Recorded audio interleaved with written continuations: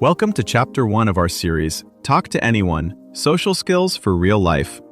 In this episode, titled The Introvert Social Toolkit, Play to Your Strengths, we'll explore the unique advantages introverts bring to conversations and how to harness those strengths for more meaningful interactions. So, whether you're an introvert yourself or just looking to understand them better, let's dive in. About half the people you meet feel drained after small talk, yet many think they're bad at being social. Now picture two co-workers at the same party. One works the room, one has 3 deep conversations. Here's the twist. The quieter one may be using the stronger social skill. Here's the real turning point. Once you stop judging yourself by how outgoing you look and start measuring by what value you quietly create, your entire social strategy changes. Instead of forcing constant interaction, you begin designing situations where your natural strengths do the heavy lifting. That might mean asking one thoughtful question and then really listening, rather than volleying comments just to keep things lively.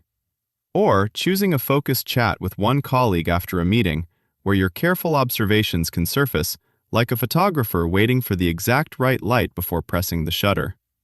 The goal isn't to act more extroverted, it's to engineer contexts where preparation, reflection, and genuine attention become obvious advantages, not hidden, polite background behavior. So the next step is to stop treating your introversion like a flaw to fix and start treating it like a design constraint. Architects don't complain that gravity exists, they build structures that work with it. You can do the same with your social life. That means noticing when your energy is highest, which formats feel least costly, one-to-ones, written messages, structured meetings, and which roles let you contribute without performing. You're not trying to keep up with louder people.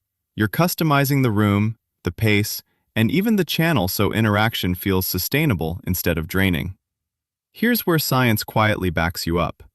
When researchers compare introverts and extroverts, the differences aren't good at people versus bad at people. They're about preferred conditions, intensity, pacing, and depth. Introverts tend to process more internally before responding, notice subtler signals, and sustain focus longer on one thread.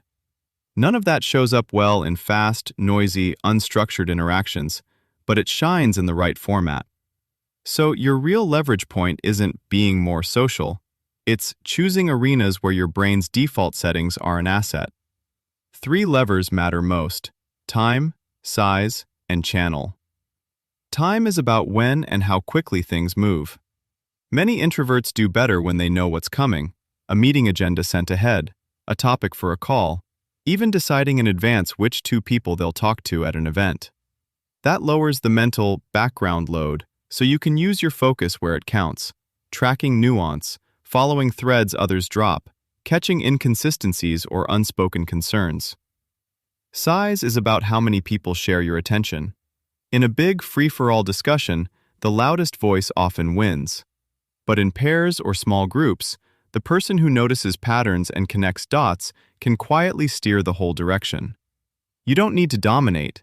You need enough space for your slower, more accurate thinking to land.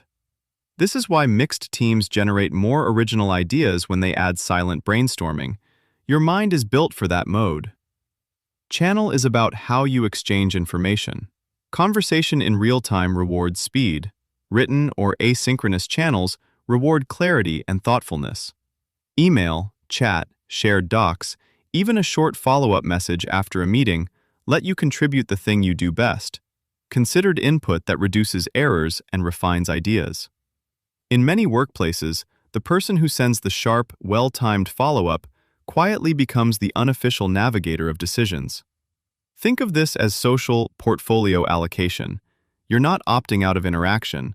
You're investing more of it where your returns, connection, influence, satisfaction, compound fastest.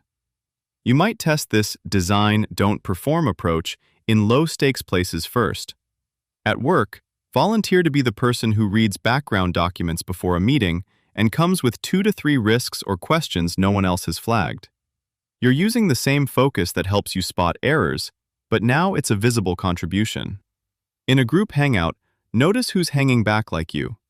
Ask one specific question about something they clearly care about. A shirt from a band, a book under their arm, a logo on their laptop, and let the topic do the heavy lifting. In mixed personality teams, try proposing 5 minutes of silent note-taking before open discussion. Frame it as a way to get more ideas on the table, not as an introvert accommodation. When people see the quality jump, sharper questions, more original angles, you've quietly proved the value of your pacing. Over time, you can start treating your calendar like an artist's palette. Fewer, richer colors instead of constant noise, placing high-energy interactions where they'll matter most. Remote-first workplaces and AI tools will quietly tilt things in your favor. Auto-summaries can spotlight the sharp question you typed, not the loudest voice in the room. VR and hybrid setups make it normal to step out without drama, so recovery breaks look like professionalism, not withdrawal. Leadership paths may split. Some roles rewarded for broadcasting, others for refining. That second lane fits you. Less stage, more control room, where careful choices ripple through whole systems. You don't need to overhaul your personality. You need to fine-tune your settings. Treat each interaction like adjusting light in a room. Dimmer for big groups, spotlight for one-to-ones, soft lamp for async messages. Over the next month, notice where you leave feeling clearer, not smaller, and quietly schedule more life in those conditions. Before next week, ask yourself, 1. In my next social situation, like my team meeting, family dinner, or meetup, where could I intentionally lean on an introvert strength, like thoughtful listening, asking deeper follow-up questions, or preparing 2 to 3 conversation starters in advance? And what would that actually look like? 2. Which specific energy leaks in my social life, certain people, times of day, or types of gatherings, leave me most drained? And how could I experiment with one boundary or exit strategy, like setting a time limit, taking a solo break, or leaving early, just once this week?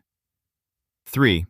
If I treated my need for recharge as non-negotiable, what is one concrete ritual I could schedule after my next social event?